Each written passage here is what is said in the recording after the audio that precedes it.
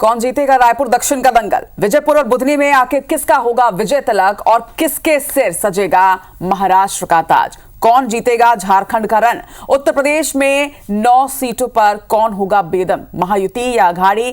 किसकी दौड़ेगी गाड़ी और किसे मिलेगा जादुई नंबर? आज सब कुछ साफ हो जाएगा। आईबीसी 24 अब से लेकर रात तक करेगा रिजल्ट का ये महा कवरेज। नमस्कार, आप देख रहे हैं आईबीसी 24 और मैं हूं आप सभी के साथ रचना नितेश और शुरू हो चुकी है इसके साथ ही आईबीसी 24 की महा कवरेज।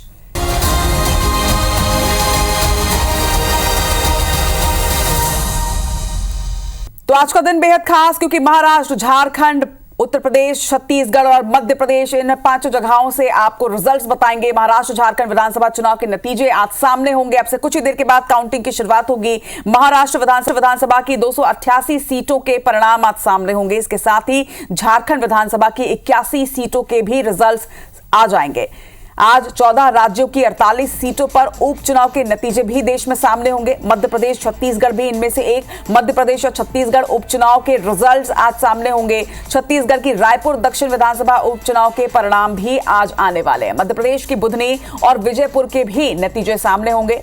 आपको बता दें कि 14 राज्यों में चुनाव हुए हैं जिनके रिजल्ट्स आ जाएंगे। उत्तर प्रदेश में उपचुनाव हुए हैं 9 सीटों पर ये उपचुनाव, जिसके परिणाम आज सभी के सामने होंगे। आईबीसी 24 आप तक तमाम तस्वीरें पहुंचाएगा। सुबह 8 बजे यानी अब से ठीक 1 घंटे के बाद वोटों की गिनती की शुरुआत होगी। गिनती की सभी तैयारियां, मतगणना की तमाम तैयारियां सभी प्रदेशों में पूरी कर ली गई हैं। सबसे पहले गिनती में पोस्टल बैलेट की गिनती होती है, मतगणना होती है, जिसके बाद ईवीएम के वोट की काउंटिंग की जाती है। मतगणना स्थलों पर सुरक्षा के भी पुख्ता इंतजाम है। कल भी हमने आपको तमाम तस्वीरें दिखाई थी और आज भी हर तस्वीर आप तक पहुंचाएगा आईबीसी 24। मतगणना स्थलों की सीसीटीवी से निगरानी की जा रही है और आज आईबीसी 24 पर सबसे तेज और सबसे सटीक नतीजे आप तक पहुंचाते रहेंगे। पल पल का अपडेट सबसे पहले आपका भरोसेमंद न्यूज चैनल आईबीसी 24 आप तक पहुंचाएगा।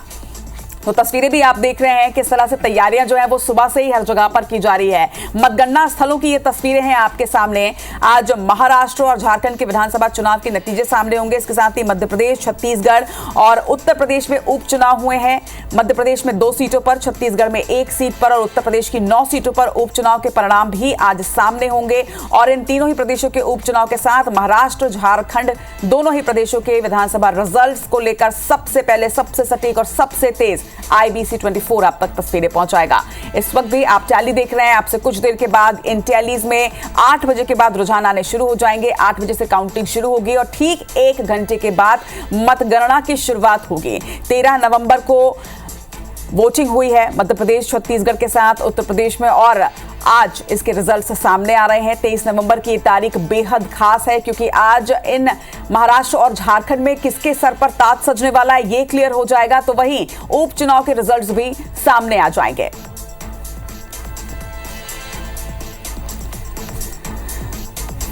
तो आईबीसी 24 अब से लेकर रात तक के रिजल्ट आप तक पहुंचाता रहेगा। हर तस्वीर आप तक पहुंचाएंगे और इसके साथ ही आईबीसी 24 की बड़ी टीम इस वक्त मतगणना स्थलों के बाहर पहुंच चुकी है। सौरभ परिहार हमारे साथ रायपुर से जुड़ रहे हैं, विवेक पटैया हमारे साथ बुधनी से जुड़ रहे हैं, मध्य प्रदेश की विजयपुर सीट से नासिर गौरी हमारे साथ हैं। तो वहीं आज स्टार जो है हमें महाराष्ट्र के दंगल के बारे में पूरी जानकारी देंगे। उत्तर प्रदेश की 9 सीटों पर क्या हाल है, इस पर अपूर्व पाठक हमारे साथ जुड़ रहे हैं। वहीं अभिषेक सोनी झारखंड की पूरी स्थिति, पूरा समीकरण हम तक पहुंचाएंगे। सबसे पहले स्टार आपका मैं रुख करना चाहूंगी क्योंकि महाराष्ट्र पर सभी की निगाहें टिकी हुई है। ना सिर्फ देश बल्कि विदेशों से भी लोग ये जानना चाह रहे हैं कि आखिर महाराष्ट्र यानी देश की आर्थिक राजधानी में आज किसके सर पर ताज सजने वाला है।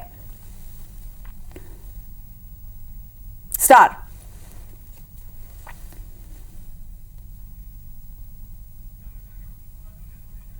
चलिए, स्टार से संपर्क शायद नहीं हो पा रहा है लेकिन इस वक्त सौरभ का रुख हम करेंगे। राजधानी रायपुर के मतगणना स्थल से वो इस वक्त हमारे साथ जुड़ रहे हैं। किस तरह की तैयारी है आज दक्षिण के दंगल में रिजल्ट की, सौरभ?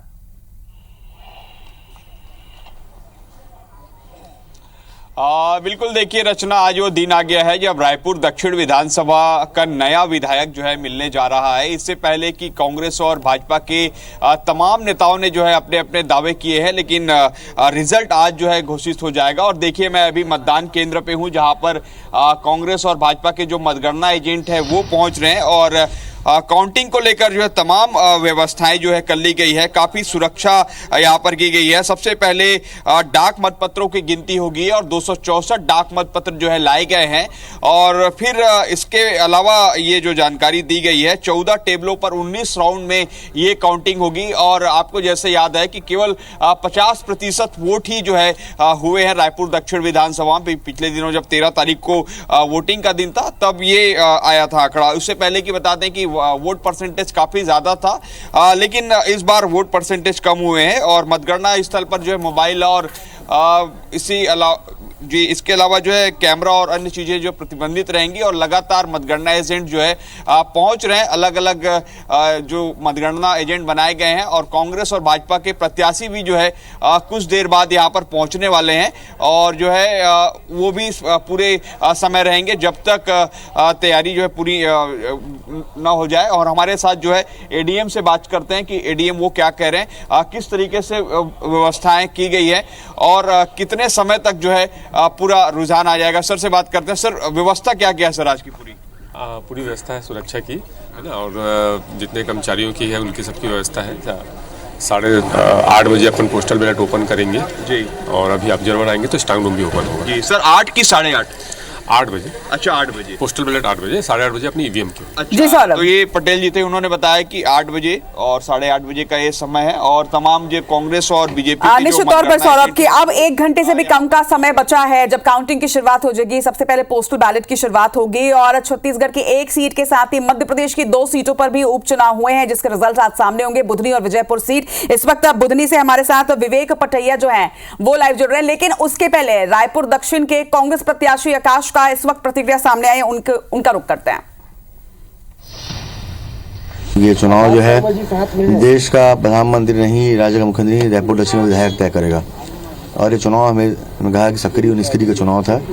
और मैंने पूरा प्रयास किया था कि अपने पूरे कैंपेन में मैं हर घर पहुंच पाऊं। और जो रायपुर दक्षिण जो 40 साल से भारतीय जनता पार्टी कर रहा हूँ, आज भी लोग मूलभूत सुविधाओं से जूझे हैं, उन मुद्दे को लेकर जनता के बीच में गया हूँ। और मुझे पूरा उम्मीद है कि जनता ने इस बार परिवर्तन के नाम पे मत दिया है। चलो, तो वादे कर दिए गए, दावे अब किए जा रहे हैं। जीत को लेकर काफी आश्वस्त यहाँ पर कांग्रेस प्रत्याशी आकाश शर्मा नजर आ रहे हैं, लेकिन देखना होगा कि क्या जनता का भरोसा वो जीत पाए। हालांकि लगभग 2-3 बजे तक के एक क्लियर पिक्चर भी सामने आ जाएगी। लगातार हम रायपुर दक्षिण के बारे में बात करते रहेंगे, लेकिन इस वक्त मध्य प्रदेश का रुख कर रहे हैं। बुधनी से हमारे साथ विवेक पटैया है। विवेक, अब 1 घंटे से भी कम का समय अब बचा है। वादे, दावे, आरोप प्रत्यारोप, लेकिन जनता का भरोसा किस ओर?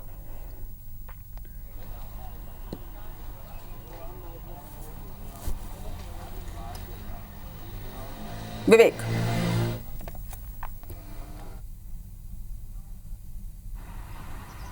सुन पा रहे हैं आप विवेक मुझे?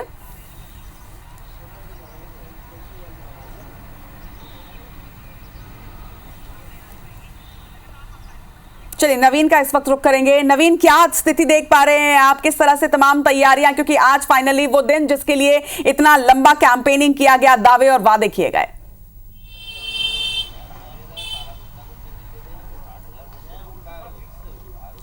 देखिए रचना, बुधनी के नतीजों का सबको बेसब्री से इंतजार है, क्योंकि ये शिवराज सिंह चौहान का गढ़ है। और भारत में इस वक्त प्रधानमंत्री नरेंद्र मोदी के साथ केंद्रीय कृषि मंत्री हैं शिवराज सिंह चौहान, और लगभग 17-18 साल मध्य प्रदेश के मुख्यमंत्री रहे।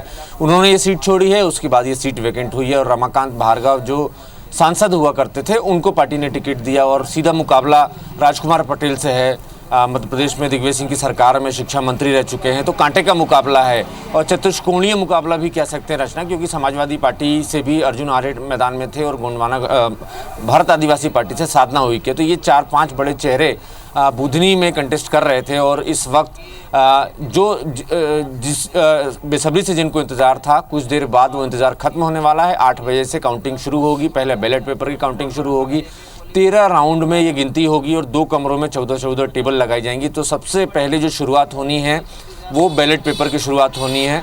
उसके बाद लगभग ये उम्मीद की जा रही है कि 2 से 3 घंटे में बैलेट पेपर की काउंटिंग ख़त्म हो जाएगी। और उसके बाद उस कमरे में जहाँ पे बैलेट पेपर की काउंटिंग चल रही होगी, तो उस कमरे में फिर ईवीएम की काउंटिंग शुरू हो जाएगी। हालांकि इसी बीच में साथ-साथ दूसरे कमरे में सुबह 8 बजे से ईवीएम की गिनती शुरू हो जाएगी। तो मैं तस्वीरें दिखा दूं दर्शकों को ये गवर्नमेंट पॉलिटेक्निक कॉलेज है और यहीं पर हेडक्वार्टर बनाया हुआ है काउंटिंग का। और आप तैनाती देखिए, जवानों की मुस्तैद हैं और सभी एजेंट्स कैंडिडेट इस गेट से अंदर जा सकते हैं। रिटर्निंग ऑफिसर समेत तमाम जो निर्वाचन से जुड़े अधिकारी हैं सभी मौजूद हैं, पूरे बंदोबस्त कर दिए गए हैं। एजेंट्स भी लगभग अंदर जा चुके हैं और कई सारे एजेंट्स हैं जो वेट कर रहे हैं अपने नेता का, अपने कैंडिडेट का। वो आएंगे और उसके बाद उनसे मुलाकात करके वो जाएंगे। तो पूरा वेरिफिकेशन के साथ ही उनको अंदर आने की अनुमति मिल रही है। तो सुबह 8 बजे से काउंटिंग शुरू हो जाएगी और ये माना जा रहा है रचना कि लगभग 10 बजे के बाद पिक्चर साफ होनी शुरू हो जाएगी और 12 बजे तक लगभग नतीजे, यानी ज्यादा इंतजार नहीं करना है। 1 घंटे के बाद होगी काउंटिंग शुरू और लगभग 3 घंटे के बाद तस्वीर कुछ सामने आ जाएगी, साफ हो जाएगी। तो बुधनी की तैयारियों के बारे में नवीन ने हमें बताया, लेकिन विजयपुर में किस तरह की तैयारी है, इस पर नासिर गौरी हमारे साथ है। नासिर, विजयपुर में किस तरह की तैयारी, क्योंकि अब लगभग सिर्फ 52-53 मिनट का समय बचा है, जिसके बाद पोस्टल बैलेट की गिनती शुरू हो जाएगी। बिल्कुल जाहिर सी बात है, कुछ मिनटों की देरी बची है, लेकिन उसके बाद आप देखेंगे कि अभी से जो एजेंट हैं वो सभी लोग अंदर पहुंच चुके हैं। कुछ ही देर बाद यहाँ पर जो काउंटिंग का दौर है वो शुरू हो जाएगा। लेकिन सबसे अहम बात यह है कि जो विजयपुर का चुनाव है बेहद खास है। और इस चुनाव की बात करें तो 1957 से यहाँ पर 9 बार कांग्रेस और 6 बार बीजेपी जीती। और वन मंत्री रामनिवास रावत कांग्रेस के हुआ करते थे, लेकिन उन्होंने बीजेपी का दामन थाम लिया, तो इसलिए उपचुनाव हो रहे हैं। लेकिन इस चुनाव को पहले दिन से जीतने की कोशिश जो है बीजेपी और कांग्रेस लगातार लगी हुई थी। और आप देखें, अगर जिस तरह के जो मतदान के समय जो रुझान भी देखने को मिले, वोटिंग में भी बढ़ चढ़कर यहाँ पर पुरुषों ने महिलाओं ने हिस्सा लिया, क्योंकि ये ट्राइबल बेल्ट जरूर है लेकिन 78% यहाँ पर जो वोटिंग परसेंटेज रहा था। और ऐसे में कांग्रेस को बहुत ज्यादा उम्मीद इसलिए लग रही है क्योंकि ये जो सीट है ये कांग्रेस बाहुल्य सीट है, क्योंकि 6 बार लगातार यहाँ से कांग्रेस जीतती आ रही है। लेकिन जो कांग्रेस के विधायक हुआ करते थे रामनिवास रावत, क्योंकि उन्होंने बीजेपी का दामन थाम लिया, तो इसलिए उपचुनाव हो रहे। तो ऐसे में पहले दिन से जब चुनाव हुआ तो मुख्यमंत्री ने अपने हाथों में कमान ले ली थी और उसके बाद लगातार 1000 करोड़ रुपए से ज्यादा के विकास कार्य की योजनाओं की सौगात भी यहां पर दी थी। उनको लगता था और लोगों में भी बोलते थे कि आप तो ये शुरुआत है, अभी तो बहुत सारा और भी काम होना बाकी है। लेकिन अब जनता उसको कितना चुनती है, ये सारे जो नतीजे हैं वो ईवीएम में कैद है और ईवीएम कुछ ही मिनटों बाद खुलने वाली है। तो ऐसा माना जा सकता है कि अब जो रिजल्ट है लगभग 12-1 बजे से तक तस्वीर साफ हो जाएगी कि विजयपुर का जो रण है वो कौन सी पार्टी जीतने वाली है। और इस पार्टी अगर देखा जाए तो दोनों ही पार्टियों, चाहे मुख्य जो मुकाबला है कांग्रेस और बीजेपी के बीच में है, लेकिन जो 11 से ज्यादा जो प्रत्याशी है वो इसमें मैदान में थे, लेकिन उन्होंने भी कोशिशें की, लेकिन मुख्य मुकाबला जो है कांग्रेस और बीजेपी के बीच में। और जो मुख्य जाति जो है जो चुनाव की दशा और दिशा तय करती है वो आदिवासी जाति है। लगभग उसके 60,000 वोटर्स हैं और वही जीत और हार तय करती है। लेकिन हमने हमेशा देखा, उनका नेचर जो देखा वो कांग्रेस की तरफ को झुकाव होता था, लेकिन अब इस बार किस तरफ को झुकाव रहता है, क्या नतीजे आते हैं, इसके लिए हमें इंतजार थोड़ा 12-1 बजे तक का करना पड़ेगा। उसके बाद तस्वीर साफ हो जाएगी कि आखिर विजयपुर का जो रण है कौन जीतने वाला है। निश्चित तौर पर नासिर, विजयपुर और बुधनी में किसकी जीत होगी अब से कुछ देर के बाद सामने आ जाएगा। लेकिन जब वोटिंग की शुरुआत होगी तो लोगों की नजरें इस बात पर भी रहेगी कि उत्तर प्रदेश की 9 सीटों पर आखिर कौन विजयी हुआ है। अपूर्व पाठक हमारे साथ जुड़े हुए हैं। अपूर्व, आज उत्तर प्रदेश की 9 सीटों पर रिजल्ट सामने आएंगे और यह माना जा रहा है कि 2027 की तस्वीर भी इसी इलेक्शन के साथ में, इसके रिजल्ट के साथ में साफ हो जाएंगे। जी बिल्कुल रचना, मैं बताना चाहूंगा कि 9 विधानसभा के उपचुनाव में 90 प्रत्याशियों के भाग्य का फैसला आज होगा। और सबसे पहले जो बैलेट पेपर की गिनती है वो 8 बजे से ही शुरू हो जाएगी, 8:30 बजे से ईवीएम की गिनती शुरू हो जाएगी। लेकिन सबसे जो अहम बात है, जो मुख्यमंत्री योगी आदित्यनाथ की जो कटेहरी विधानसभा की सीट है वो कहीं ना कहीं दिलचस्प मुकाबला है वहां पे। और मुकाबला तो 9 विधानसभा के उपचुनाव में है, लेकिन कटेहरी ऐसा विधानसभा है जहां पर कई विधानसभा चुनाव से ही भाजपा वहां पे कभी भी नहीं आई। लेकिन इस बार देखने वाली बात ये होगी उपचुनाव में कि हालांकि महामुख्यमंत्री भी कई दौरे कर चुके हैं, जो ये मंत्री हैं वो भी कई दौरे कर चुके हैं, और विपक्ष के जो सपा के नेता हैं अखिलेश यादव भी वहां पे जनसभा कर चुके हैं। लेकिन देखने वाली बात होगी कि किसका दबदबा होता है। लेकिन वहीं अगर कटेहरी या जो है करहल की बात करें तो वहां भी वही सेम रणनीति बन रही है, लेकिन जो 90 प्रत्याशी हैं उनके भाग्य का फैसला 12 बजे के बाद जो रुझान होगा वो कहीं ना कहीं दिलचस्प होगा। लेकिन जो अनुमान लगाए जा रहे हैं वो जो अभी तक ईवीएम में जो कैद है जो मतपेटी, लेकिन उसके बाद ही पता लगेगा कि किसकी जो भाग्य का फैसला है वो सामने निकल कर आता है। जी अर्चना, निश्चित तौर पर आज ये साफ हो जाएगा कि जनता ने आखिर किस पर यहाँ पर भरोसा दिलाया है। 9 सीटों पर कौन है वो जिसके सर पर ताज सजने वाला है, लेकिन महाराष्ट्र की 288 सीटों पर जनता ने आखिर क्या वर्डिक्ट दिया है, क्या मैंडेट जनता का है, और ये भी साफ हो जाएगा आपसे कुछ देर के बाद। यहाँ पर काउंटिंग शुरू हो जाएगी। स्टार हमारे साथ है। स्टार, महाराष्ट्र में काफी कंफ्यूजन की स्थिति है क्योंकि एग्जिट पोल में भी कुछ क्लियर पिक्चर सामने नहीं आई। कुछ एग्जिट पोल में यह सामने आया कि महायुति जीतेगी तो कुछ महाविकास अघाड़ी।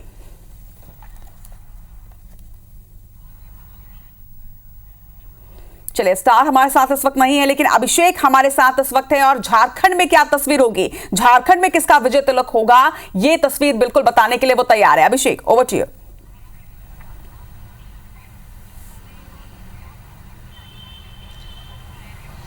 रचना जी, बिल्कुल आपने ठीक कहा कि ये जनादेश किसके पक्ष में जाएगा। झारखंड का जो जनता है उसके मन में किसने अपना स्थान बनाया है और झारखंड का सरताज कौन होगा, बस कुछ ही पल का इंतजार है और ये चीजें स्पष्ट हो जाएंगी कि आखिर किसका जादू चला। क्योंकि यहाँ सीधी लड़ाई एनडीए और इंडी गठबंधन के बीच मानी जा रही है और लगातार जो इनके बड़े नेता हैं उन्होंने यहाँ पर दौरा किया था और आरोप प्रत्यारोप के साथ साथ एक दूसरे को उनको आरोप लगाने के साथ साथ अपनी योजनाओं के जरिए जनता को रिझाने की कोशिश की थी।